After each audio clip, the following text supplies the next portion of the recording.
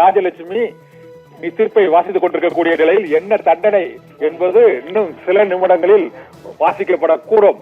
வாசித்துக் கொண்டிருக்கக்கூடிய நிலையில் என்ன தண்டனை என்பதை அனைவரும் இப்போது தமிழகம் முழுவதுமே இந்த தண்டனையானது உச்சபட்ச தண்டனையாக இருக்க வேண்டும் என்ற எதிர்பார்ப்போடு இருக்கிறோம். குற்றவாளி கூண்டில் ஏற்றப்பட்டுள்ள ஞானசேகரன் தண்டனை விவரம் அறிவிக்கப்பட்டவுடன் அவர் புலர் சிறைச்சாலைக்கு மீண்டும் அழைக்கப்படுவது உறுதியாகிவிட்டது. ஏனென்றால் அவர் குற்றவாளி என்று ஏற்கனவே தீர்ப்பு அளிக்கப்பட்டுள்ள சூழ்நிலையில் என்ன தண்டனை அவருக்கு வழங்கப்படும் என்பதுதான் இப்போது மிகுந்த ஒரு எதிர்பார்ப்பை ஏற்படுத்தியிருக்கிறது. அதை வாசித்துக் கொண்டிருக்கிறார் நீதிபதி ராஜலட்சுமி. இன்னும் அரசு தரப்பு வழக்கறிஞர் நீதிபதி இந்த தண்டனை விவரத்தில் என்ன வாசித்தார் என்பது குறித்து சில நிமிடங்களில் சில நொடிகளில் அவர் அறிவிக்க இருக்கிறார். இந்த தகவல்கள் இன்னும் சில நிமிடங்களில் ஊடகங்களுக்கு அதிகாரப்பூர்வமாக தெரிவிக்கப்படும். அந்த மகளிர் நீதிமன்ற வளாகத்தில் உள்ள ஏராளமான செய்தியாளர்களும் அரசு வழக்கறிஞர்களின் அந்த கூற்றை கேட்பதற்காக அவர் என்ன தண்டனையை நீதிபதி அறிவித்தார் என்ற சட்ட ரீதியான அந்த சட்ட கலை சொற்களின்படி அவருக்கு விதிக்கப்படக்கூடிய அந்த தண்டனை இம்ப்ரிசன்மென்ட் டீடைல்ஸ் விளக்கமாக அவர் அறிவிக்க இருக்கிறார். அதனை இன்னும் சில நிமிடங்களில்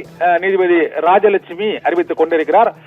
அவர் அறிவித்த அந்த விவரத்தை நாம் இப்போது அரசு வழக்கறிஞர் அதை முழுமையாக விளக்கி பேட்டியும் அந்த குடும்ப நல நீதிமன்றத்தின் முன் அந்த தண்டனை விவரங்களை அவர் பேட்டியாகவும் அளிக்க இருக்கிறார். தண்டனை விவரங்களை நீதிபதி ராஜலட்சுமி வாசித்துக் கொண்டிருக்கிறார். என்ன தண்டனை என்பது இன்னும் சில நிமிடங்களில் தெரிய வரும். ஞானசேகரனுக்கு வாழ்நாள் ஆயுள் தண்டனை விதிக்கப்படுகிறதா? ஆயுள் தண்டனை என்று இப்போதைக்கு முதல் கட்ட அந்த தண்டனை விவரம் தெரிவிக்கப்பட்டிருக்கிறது. ஞானசேகரனுக்கு ஆயுள் தண்டனை விதித்து நீதிபதி ராஜலட்சுமி தீர்ப்பு அளித்திருக்கிறார். அண்ணா பல்கலைக்கழக பாலியல் வன்கொடுமை வழக்கில் ஞானசேகரனுக்கு ஆயுள் தண்டனை 30 ஆண்டுகள் ஞானசேகரனுக்கு ஆயுள் தண்டனை விதித்து நீதிபதி ராஜலட்சுமி தீர்ப்பு வழங்கியிருக்கிறார். 30 ஆண்டுகள் ஆயுள் தண்டனை என்று இப்போ நீதிபதி ராஜலட்சுமி தீர்ப்பு அளித்திருக்கிறார். அண்ணா பல்கலைக்கழக பாலியல் வன்கொடுமை வழக்கில் குற்றம் சாட்டப்பட்ட குற்றவாளி ஞானசேகரனுக்கு 30 ஆண்டுகள் தண்டனை விதித்து இப்போது நீதிபதி ராஜலட்சுமி தீர்ப்பு அளித்திருக்கிறார். 30 ஆண்டுகள் ஞானசேகரனுக்கு தண்டனை விதிக்கப்பட்டிருப்பதாக இப்போது நீதிபதி ராஜலட்சுமி தீர்ப்பு அளித்திருக்கிறார். சென்னை மகளிர் நீதிமன்றம் அண்ணா பல்கலைக்கழக வளாகத்தில் பாலியல் வன்கொடுமையில் ஈடுபட்ட ஞானசேகரனுக்கு ஆயுள் தண்டனை விதித்து தீர்ப்பு அளித்திருக்கிறது.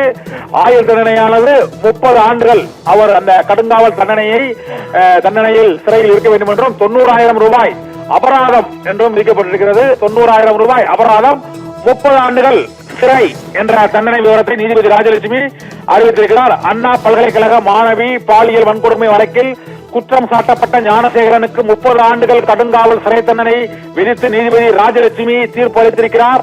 அவர் மீதான குற்றச்சாட்டுகள் 11 குற்றச்சாட்டுகளும் நிரூபிக்கப்பட்டுள்ள நிலையில் 90,000 ரூபாய் அபராதமும் விதித்து சென்னை மகளிர் நீதிமன்றம் தீர்ப்பு அளித்திருக்கிறது.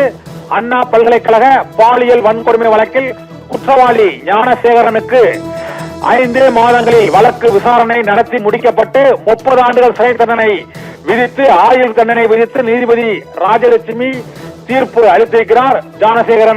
குற்றவாளி ஞானசேகரனுக்கு 90,000 ரூபாய் அபராதமும் விதித்து சென்னை மகளிர் நீதிமன்ற நீதிபதி ராஜலட்சுமி தீர்ப்பு அளித்திருக்கிறார். ராஜலட்சுமிக்கு 30 ஆண்டுகள் சிறை தண்டனை விதித்து சென்னை மகளிர் நீதிமன்ற நீதிபதி ராஜலட்சுமி தீர்ப்பு அளித்திருக்கிறார்.